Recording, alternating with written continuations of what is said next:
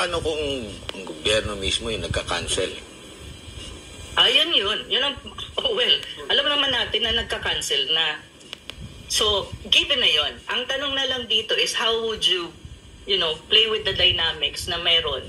Kasi, well, paano hindi, gagawa talaga sila nun. Kasi ang tinatamaan kasi ng ganitong advocacy, sila din.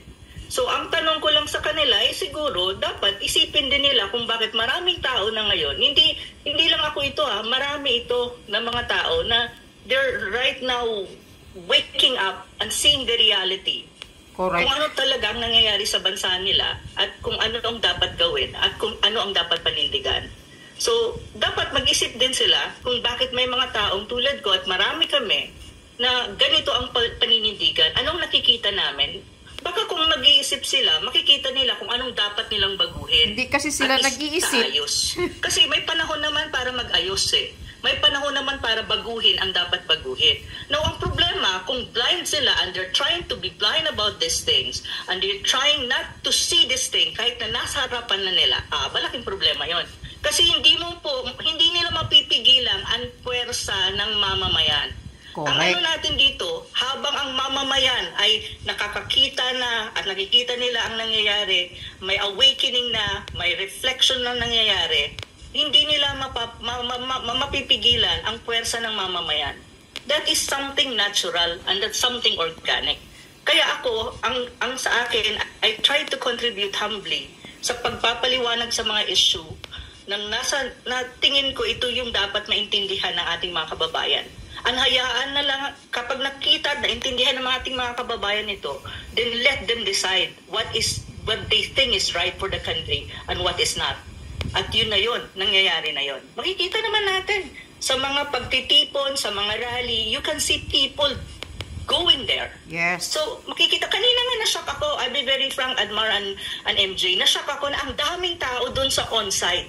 On-site ng launch kanina ng coalition, ang daming tao, ang daming nag-sign ng manifesto.